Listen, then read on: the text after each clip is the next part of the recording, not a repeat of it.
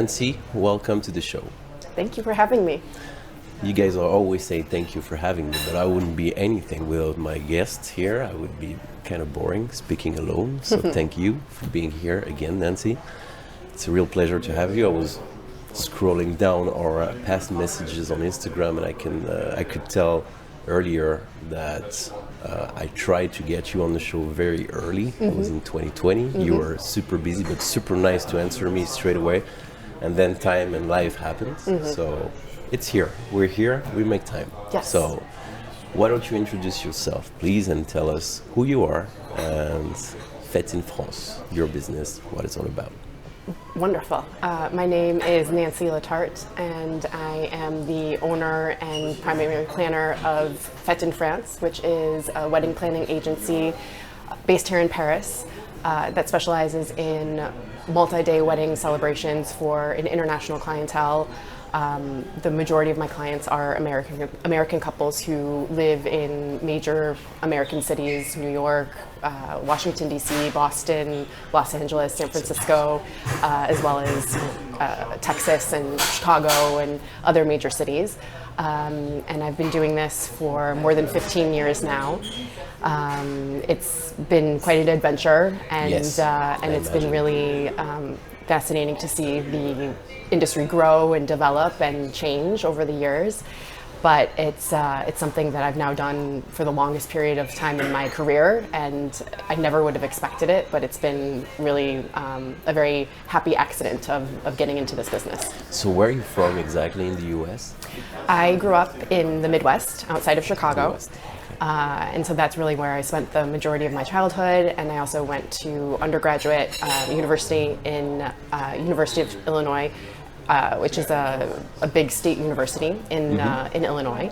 I started my career in the corporate world and worked for about 5 years in the corporate world. Okay. And for me, though, the draw to come to France was always present. That's my question.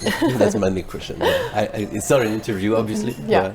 I'm just being curious too early in the conversation. No, we'll get there. That's right.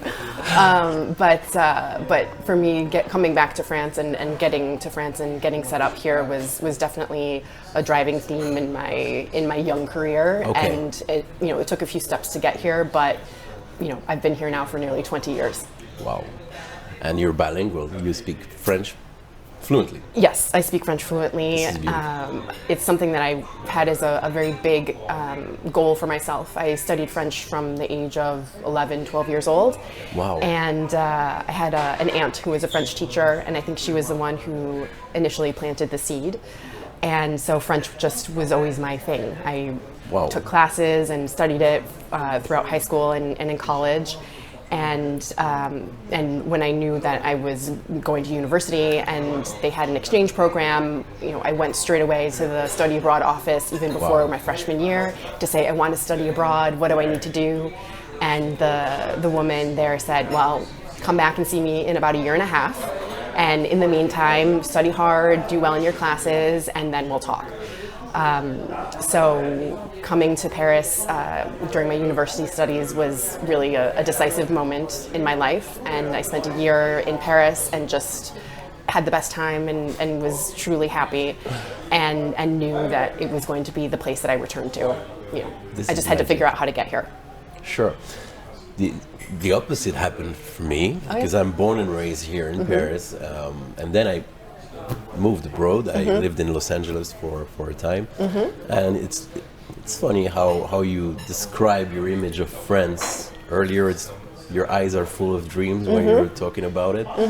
I can definitely tell the same thing for the US, which sounds a bit different for you, I guess, being American, but all the French people, when we get to Los Angeles or New York, or all these dreams that we had, the American dream and all that, but also we grew up with the American culture. Of course. So when you get there as a European, as a French person, as a Parisian, you kind of feel that you've been there before. Completely. You know what I mean? I've heard this from other French people as well. You know everything. You know the streets. You know the yellow cabs. Yes. You know the palm trees in LA. Sounds familiar. So I understand the opposite. So it must be different for you, but yes. But it's very true that when you have had the experience of seeing the imagery and through films and through TV shows all of these years. My partner is French, and he grew up obviously watching American movies and TV shows. And I remember him saying, going to New York, it really felt like he was seeing a place that he was familiar with already. And me being from Chicago, we went to Chicago and he visited the city with me, and for him, Chicago is his favorite American city because it felt a little bit more like a discovery of the United States and of another big American city that was unfamiliar to him, but he really enjoyed the feeling of seeing the skyscrapers and feeling the ambience of the city that is maybe less visually known than cities like Los Angeles or New York. This must be awesome for you, being an American, living in France for so long, so you know exactly the truth when you watch Emily in Paris. Yes. It's true. Maybe I could say I'm the original Emily in Paris because I'm from Chicago, and business background, etc. But I did speak French before coming over. Amazing. I learned French and now master French, which we cannot say the same for Emily, unfortunately. Of course. But French is a hard language as well. It is. But I think that it's just like anything. Some people have an easier time learning a language. They have more. It's easier for them to adapt and to have the musical ear, the ear that's required to understand the language. But what's true is that with Emily in Paris, there are all these iconic landmarks that she visits and all these different places, and I just spend the entire time that I'm watching it. Oh, I know this place. I know this place. I know this place. It's my own little I know. It's a lot of fun looking at that and picking out all the places, and then the ones that I don't know, figuring out where was it that they were filming. So you came to France originally to study? I came to France originally to study with an exchange program. So my university had an exchange program with l'ESCP, which is one of the French business schools. And during that time, I had the fall semester, I was in classes with the French students. And then in the second part of the year abroad, I had an internship with a French company. And that was really a very formative time for me, especially in terms of learning the language and becoming fluent. I lived with two other American students who are also from my university, and we had different experiences in the internships that we had. So I had an internship where I was in a small French company, but I was the only intern arriving at that time. And I was able to make French friends in the company, and so I would spend my lunches with them. And it was really the immersive experience of being in the office, speaking, hearing French all the time, and so the culture as well, and so that was really immensely helpful in getting me in helping me become fluent, because I'd spent all of these years learning academic French. Then I arrived and I was in classes and I was hearing French every day, and it was extremely overwhelming. Of course. But I think that was very important in getting the French inside my head and in my ears every single day. And then being in the office setting and having the social setting of colleagues and the work really is what helped my language, my spoken language, improve greatly. And the two other women who I was living with, my roommates, they had, one of them was in a very small office where it was just her and her boss, and he wanted to speak English all the time. So her French really only improved up to a certain point. And then the other woman who is with us had a lower level of French at arrival, and I think she also, in her internship, it was pretty much exclusively English, and so her French unfortunately did not improve really at all. So for me, it was the combination of being extremely motivated to become fluent, but then also having the right setting setup, and yeah. the right environment for that to really foster and grow. And I'm really incredibly thankful for that. But Yes. but it's something that I was very driven to do, and something that I kept up even after I returned to the US and finished university and started to work. I always sought out opportunities where I could speak French with other French people or other Francophiles. Very good. Amazing. And then what happened? What is the gap between coming back to the US and then being a wedding planner Yeah. with 18 years of experience? We have to go through this. Yes. So We need to know. after the year abroad, I returned to the U.S. and had reverse culture shock. I had this amazing transformative experience, and I went back to my university, which I had great friends, and I really enjoyed my university experience. But I left this place that had really put a big mark on my life, a positive mark on my life. So so that was a hard, senior year of university was hard, but I got through it. I graduated, and I started working in the corporate world. First up in Minneapolis, and there is a company called Target, which is a major mass retailer in the United States. And they had a big recruitment program out of the universities in the Midwest, and it was a fantastic first professional experience. I worked with a lot of young graduates, and there was fantastic ambiance. Target at the time was a really attractive company to work for, and it was not only a great professional experience, it was also a cool place to work. And so that was really wonderful. But Minneapolis, I knew was not my final resting place for the rest of my life. And so you knew that already. Yes. I think I recently saw a former colleague of mine, and he this is 20 years later, and so we met here and we walked around Paris, and he said, okay, I get it now. You always talked about wanting to be in Paris, and we always said to ourselves, what are you doing here in Minneapolis? And I see you here now, and everything makes sense. So so that was a first professional experience, and then I moved back to Chicago.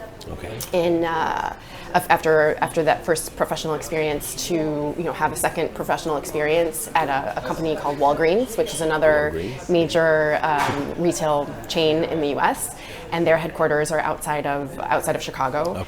And what was nice is that was a coming home of sorts. All of my friends from university lived in the city, and they were all starting to get married, and so it was my opportunity to spend some time with them, be close to my family, because I knew that ultimately my next step was likely going to be going to France. You knew it at that yes, point. Yes, I did. I had crazy how life works, right? Yes, well, you and feel it inside. Yes, and it was also because I had heard about a school called INSEAD. So INSEAD is an MBA program that is based in Fontainebleau. They also have a secondary campus in Singapore, as well as other campuses around the world now. Interesting. But it's a international MBA program.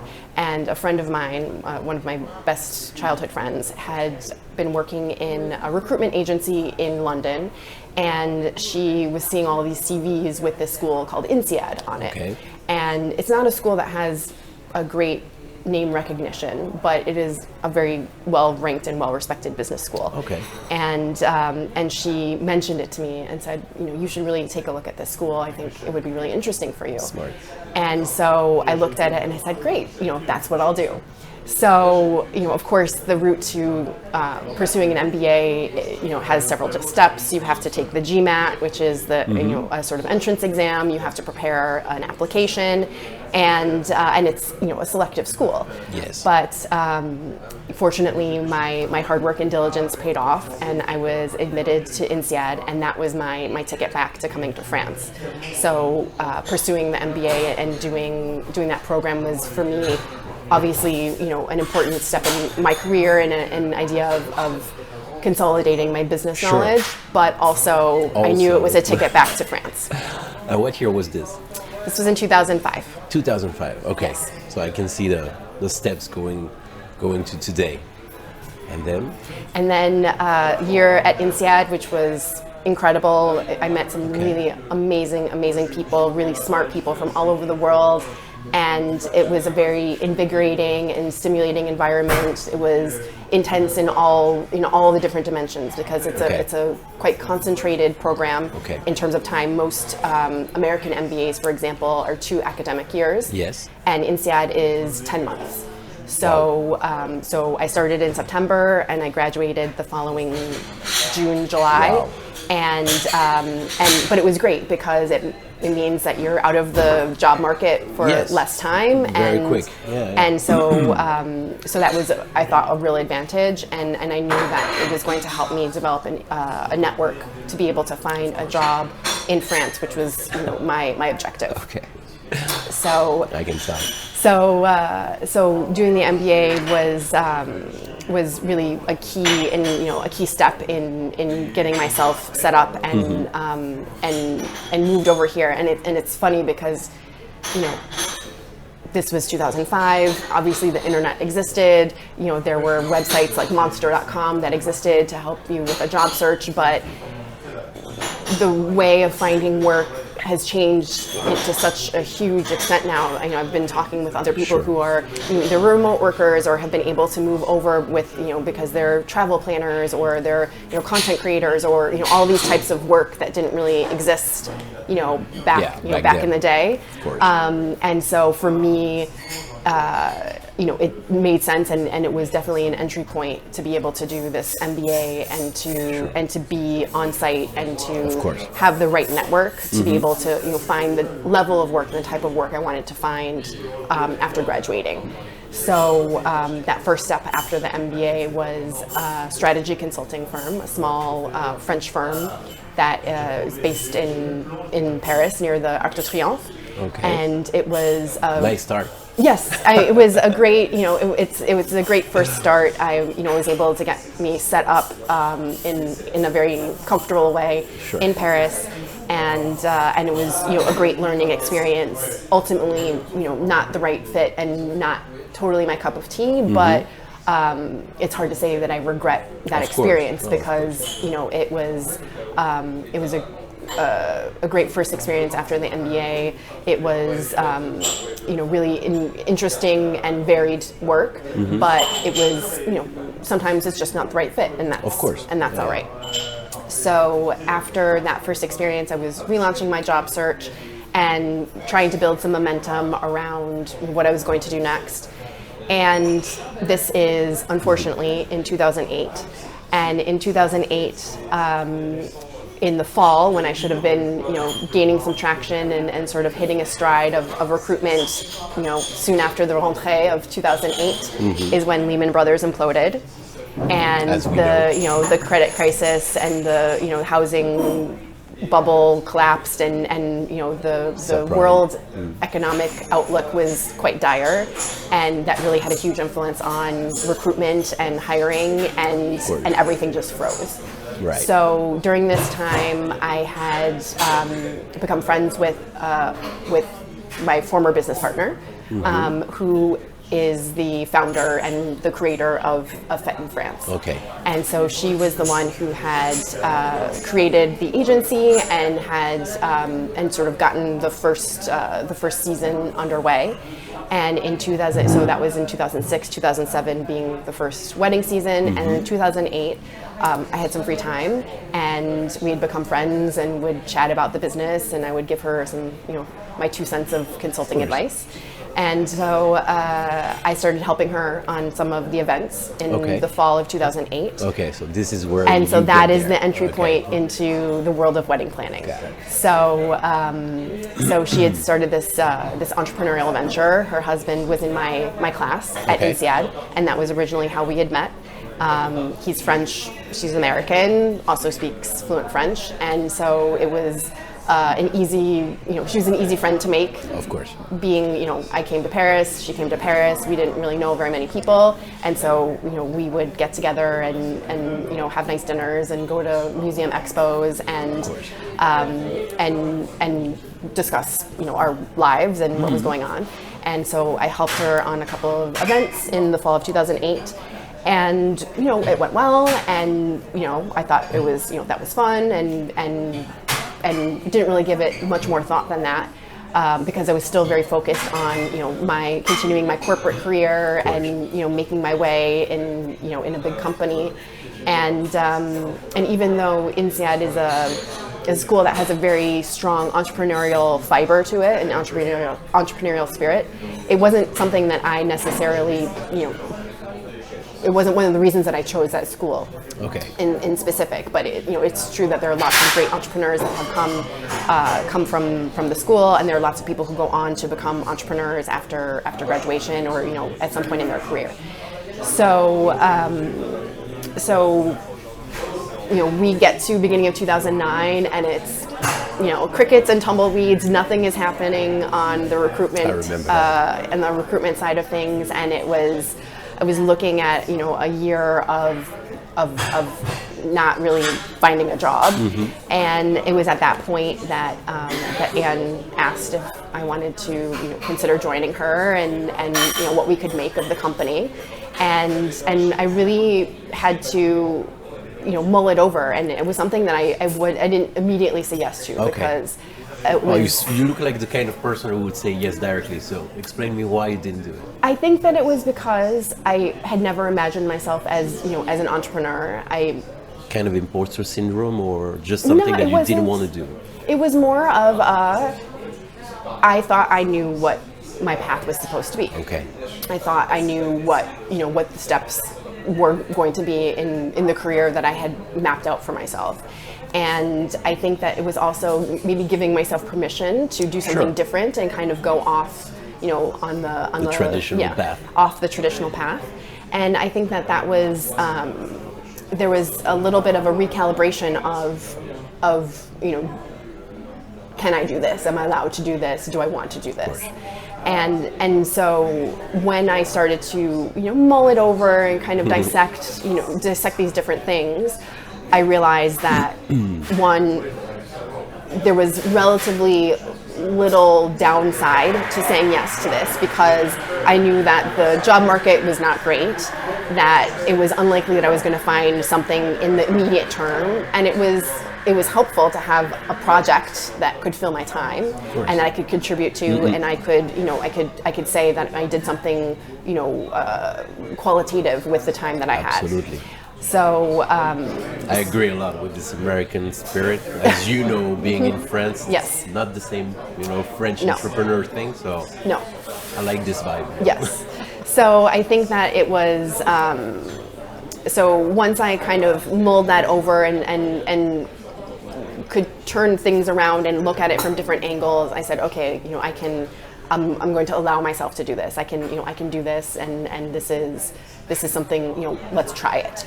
And always with the idea that, especially at the very beginning, well, I'll just wait until the market comes back, and then here you go. And then go into something else. But once you have a taste of the entrepreneurial environment, and you are mistress of your own destiny, and you are doing all these different things that you do in the course of a day when you are running a business, but then also the type of work that it is that we were doing, which was working as much in French as it was in English, doing things that were project-based, that had a beginning and an end, but had a tangibility to it in a way that my consulting work, my strategy consulting work, was very conceptual and never really concrete. I really enjoyed all these different elements and different, kind of touche de couleur that contributed to, something that really suited me quite well. And then I quickly came to the realization that, I just, kind of fallen a little bit by happy accident into something that really was a great fit for me. Of course. This is how it started. Yes. I think it's very interesting, because I was asking you earlier if you had this kind of idea of, can I do that? Can I allow myself to do it? Yes. Which is more precise and makes more sense.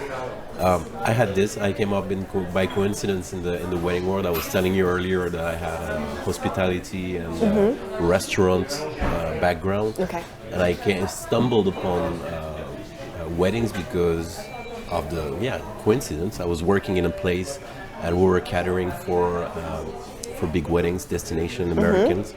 And I met a celebrant 10 years ago, Paul, and he introduced me into this role by coincidence. And I had the same thought process as you were talking about. Like, am I allowed? Can I do this? Like, is this me? And all that. But you always have this weird idea of yourself, which doesn't make really sense. So it's nice that you followed it. Well, and it's I think it's really important when you have these things, these little windows or these doors that open up a crack, and you decide to go through it and see what's behind that door, because so often you might hold yourself back because of fear or uncertainty or whatever else 100%. Might be hanging you up. And so I think that it's obviously, to anyone who's made that step, it's to your credit that you took the step and you took the leap of faith. Leap of faith, absolutely. So you start this. You like it? Yes. And then? So this is now 2009, and it's also important to remember that this is 2009. So Facebook has been around for a few years. Instagram is not yet on the scene, but soon to come. The idea of wedding publications, particularly wedding blogs, is starting to gain traction, and so the availability and access to information about planning a destination wedding is starting to become more available. Sure. And so because the agency was started in 2006 and the first season was in 2007. And all these different ingredients were kind of coming together, where we were able to ride this wave of people wanting to do a destination wedding. Destination weddings had already become a regular question that people would ask themselves, but more so, in Hawaii or in a warm destination if you were from the north, or kind of something that was closer to the Caribbean, for example, something closer to home for the Americans, and so the idea of doing a destination wedding in Europe, was starting to gain traction and was aided by not only the accessibility of information through the internet, but also the visibility of the content, the visual content through wedding blogs. And that was a huge vehicle for creating visibility and creating the desire for couples to come over and have their wedding in France. From the top, yeah.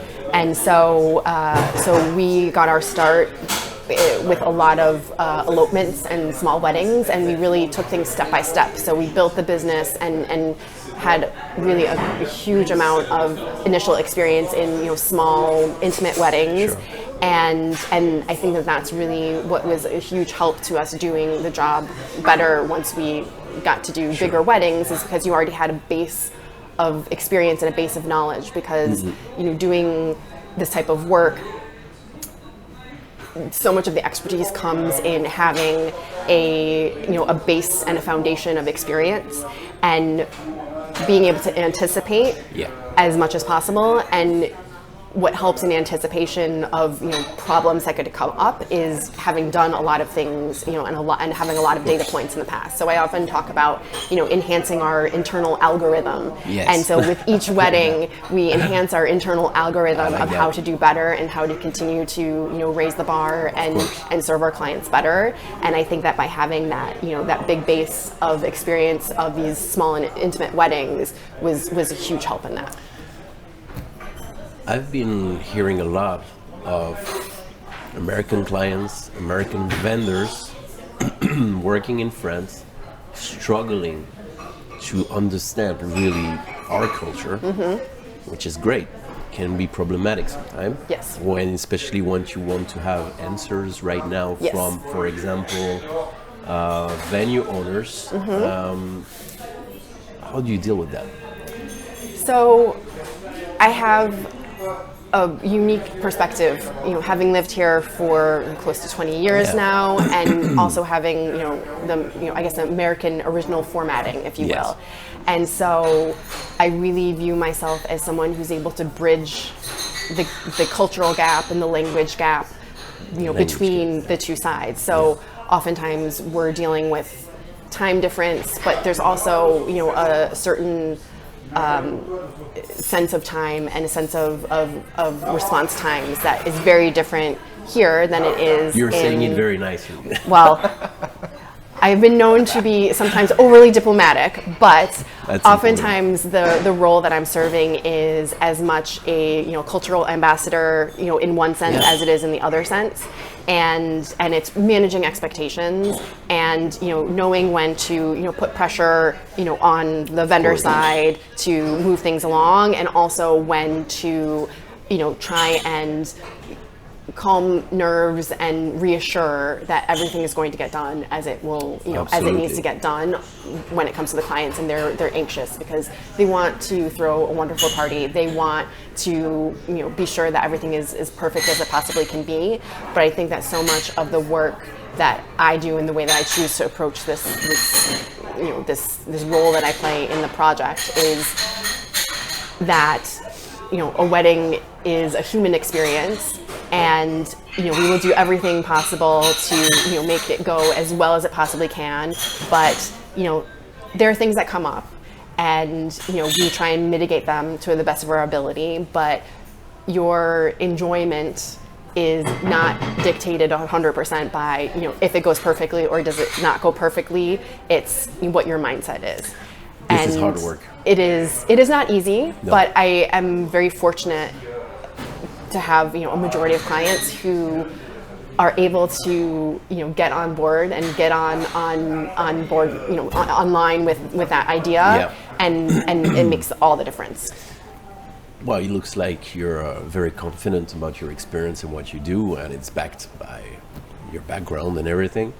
But it can be a problem to some American couples when they feel like the vendors or the venues or anything is creating problems for nothing, you know. And I'm French. I have this French culture. I'm born and raised here, but I also have business mindset of the Americans. Of yes, you know. I'm always saying this to my clients, which are mostly American or English speaker.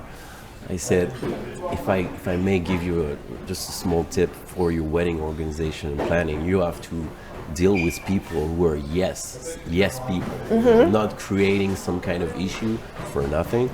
Obviously, you cannot do everything for a wedding. You have to follow the experience of your vendors. Usually, they're doing this for your best interest.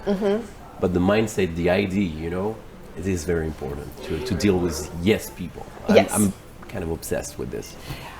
And what I do and the way that I try to approach this is, obviously people are, if they are coming to have their wedding in France, they either have been here before and they love coming here, or they have you know, a romantic notion, and that's not to say it's naive or anything, but you know, they have an idea of what France represents. But they also probably know enough to know, you know, the bad reputation of, you know, dealing with the French. And we're trying hard to change that. Well, you know, but the way that I like to present it is to put it in a bit of context, which is that oftentimes, you know, yes, the American culture is one that they'll say yes, and it's also one that tends to maybe overpromise and underdeliver. Can happen sometimes. Which is very much the opposite in France, and they will be quick to say no, but it's usually not the final answer. And I will oftentimes explain that we might get a no initially, but you have to persist. I like that. And you have to think about things from a different angle. And yes, it does mean that it puts the onus of work on you as the client to find the solution, but oftentimes, if the vendor is saying no, it's because they are not comfortable with saying yes, because they know what they can deliver and they don't feel comfortable saying yes to something that they're not sure that they can deliver. Of course. But when you have a dialogue and you set the stage and you try and, you know, explain things, usually you can get to yes. And that's a lot of what it is that I also bring to the project, is this sort of, you know, kind of buffer buffer. or amortisseur. Yeah. And the idea that I'm sort of insulating both sides from the most brutal shocks, and we're getting to an outcome that suits everyone. Very good definition, I think. I never heard it, so very original, but it's true. You have to be diplomatic. It's not all the time problems, of course, but when you come up with this idea of getting married in France or in Europe, you can be very romantic about it. So it's good to have people who understand you, but are like grounded in the vision of, okay, this is how it is, how it's working here, and all that. So you've been doing this for a long time. What do you recommend for your couples or for brides to be willing to get a destination wedding in France? What is the first step? I think the first step is collecting some information, getting a sense of likes and dislikes, regional preferences, or maybe the type of setting that you're looking for. Are you looking for a city setting? Are you looking for a countryside setting? Is it a romantic château? Is it more of a villa? Yeah. Are you looking for water views? So kind of painting that picture a bit and bringing together some ideas, not a binder full of pictures that are rigid and a very fixed idea of what it is that you want, but a general idea so that you can start to paint a picture of what it is that you might like. And then my preference is to work with couples as early as possible. Early. Because while I do work with couples who maybe have already found their venue and we're working together to put everything else into place, oftentimes what I do find is sometimes they bite off a bit more than they can chew with the venue they select, and that takes up an overly large part of their overall budget. That's important too. And everything else that they want to do maybe doesn't fit as easily in the budget that they have in mind. So by working with a planner early, you can set the stage and look at it from a holistic perspective of I'd like to have this many people, I'd like this type of venue, I'd like to have this many events, these are the types of vendor services that are important to me. And we can look at it from an overall whole to make sure that we're getting as many of those things in there together, as opposed to retrofitting or backing into a budget that's kind of eaten up a lot by a wedding venue that might be beautiful and fantastic, but maybe restricts all the other things that you might want to do on the wedding. So you have talking about the time frame. What do you recommend? 1 year in advance, 2? I would say anywhere from 9 to 18 months is broadly the time frame that I'm working with.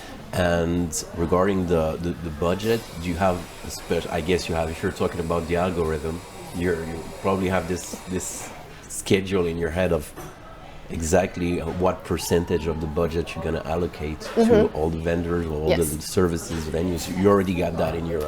So percentages, no, because it massages a little bit depending on do they what are their criteria? What are the things that they put the most importance on? Is it food and beverage? Is it entertainment? Is it florals? Is it the details? And so I oftentimes will ask questions during my initial consultation to get a sense of what are the things that they're telling me that are important to them, and how do they rank them. And then when I, as a follow-up, present the proposal alongside a sample budget, I will tailor it to the discussion that we've had and fine-tune it. So it's not necessarily you should allocate 10% of your budget to photography and 3% to the wedding cake or what have you. It's more based on the story that they've told me and how do all of those numbers roll up, and to a certain extent what is the target budget that they've communicated to me, and can we fit in it or can we not?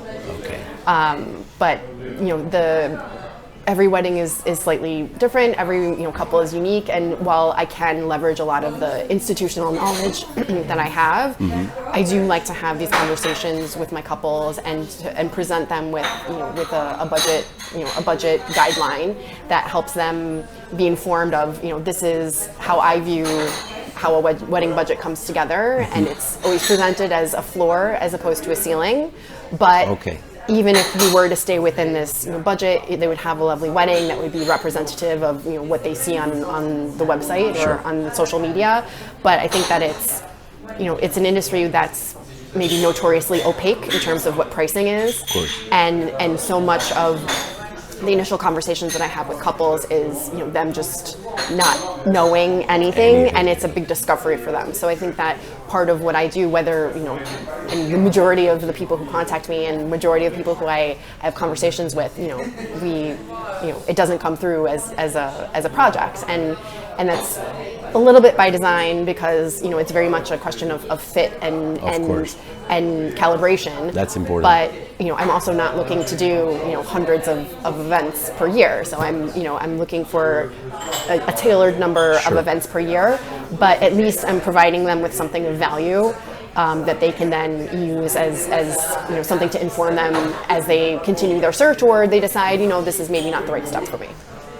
I agree with what you said about the fits. I always offer a consultation to get to know my couples. I'm not doing the same thing as you. I'm an officiant, I'm a celebrant, I'm an MC. So it really has to go through a fit. Yes.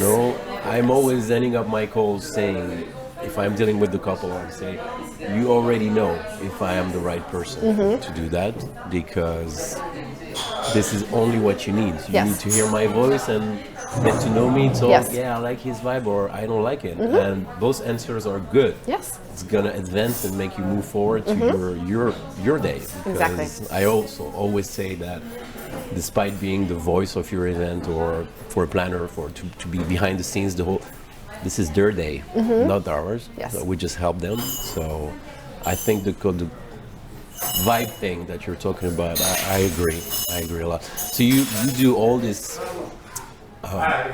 work preparation going through the day, and you're here on the day, I guess. Yes. Do you Absolutely. offer this emotional support as well? Emotional support and the captain of the ship or the orchestra conductor is oftentimes how I describe the role, where we need to make sure that everything is coming together harmoniously, that everyone's staying on the beat, and that you need that person who is playing that role, because otherwise things can get out of sync. 100%. And so yes, it's true that it's most visible on the day because you're the person who knows everything. Yeah, that's the game time. That's the concert. That's the performance. But obviously, everything going smoothly and everyone, all of the things coming together is the fruit of all of the practice and preparation and everything that we've done upstream. So that's oftentimes why, from a time-to-time basis, I'll do, a month of coordination. So when I have pockets of time, on my calendar, I will accept, instead of a full planning project, I'll accept a month of coordination project. But I never accept day of coordination where you just show up and you're a warm body, because the utility of that is very limited. I agree. Because in order to really have the full benefit of someone who can truly manage the day and contribute and add value, really need to give that person an on-ramp. 100%. So I would definitely say that if people are, some people don't have the budget, or sometimes people are really great project managers themselves, and so they can get themselves to a certain point, but they know that they want to have that support in the lead up to the day, and they can kind of offload the production of the day. But you need to give your partner, the person who you're going to be working with, an on-ramp so that they can get as much of those details and get as much of an understanding as possible, and also help maybe correct some things that are less than optimal in your plan, so that you can really make sure that it goes as smoothly as possible. I agree.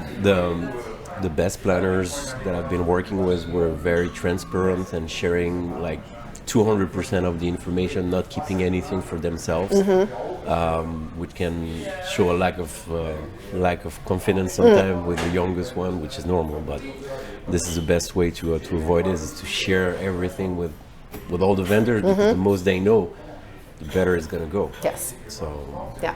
And so when you receive information, are you prefer to receive all the information as opposed to just the information that pertains to you? Yes. Because sometimes I think that there's the concern that, if you inundate all the vendors with, a schedule that's, that has all of the different moving points on there, that it's a lot of it doesn't concern them. Of course. And so you're sort of drowning out the pertinent information with all of the rest of it.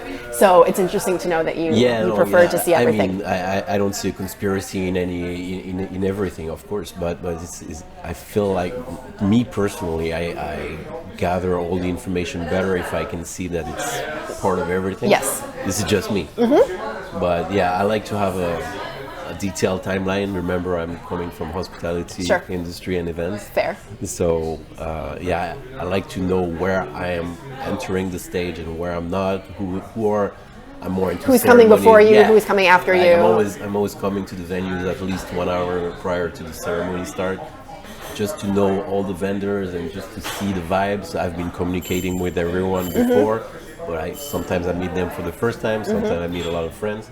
But it's always better to understand my piece of the puzzle in the whole thing.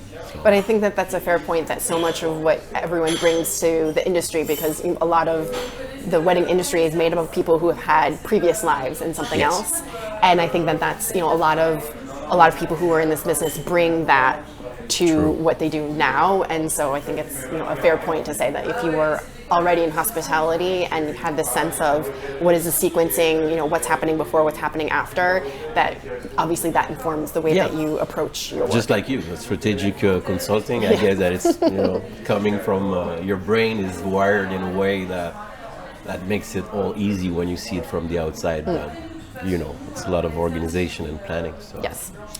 Nancy, what are your plans for 2025, for 2030? What do you have in mind? Is there anything you want to share? 2030, I don't know if I'm not a person who thinks that far in advance, but 2025, I'm excited about weddings hopefully coming back to Paris. Yes. Obviously, after the Olympics, the Olympics year was a great. It's shown a huge spotlight on Paris, but it did mean that there weren't that many weddings in Paris this year. I mean, that was my case. I'm not sure if it was the same for you. So I'm looking forward to weddings coming back to Paris. I'm also really enthusiastic about the developments that I've seen in the French hospitality landscape. There are certain groups that have started to develop new young groups like the RL and the Domaine de Fontenille and Paris Society that are getting into this space of beautiful estate hotels and each with their own identity, but really high-end properties that are very dreamy and luxury experiences that would be fantastic to have weddings at. So continuing to develop relationships with those places. I have some weddings upcoming at some of these venues, but always also looking at what the what are the new things on the market? What are the new venues on the market? In particular, because after you've been doing this for a certain amount of time, you have maybe a wish list of places that you would like to do a wedding at, and there's the Abbaye des Vaux-Ternay that has recently been renovated and reopened, and that's a fantastic place. You have your eyes on that. Yeah, that's a fantastic place I'd love to do a wedding at. There are a few others that I have my eye on. Good. But people often ask me, what's your favorite venue for a wedding? And for me, it's as if you were to ask a parent, who is your favorite child.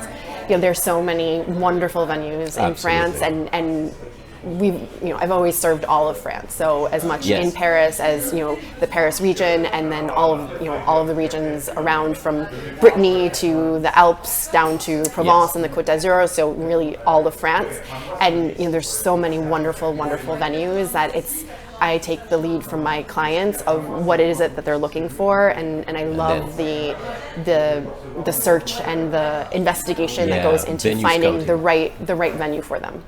Very good. So I will live as always in the 2024 world of internet.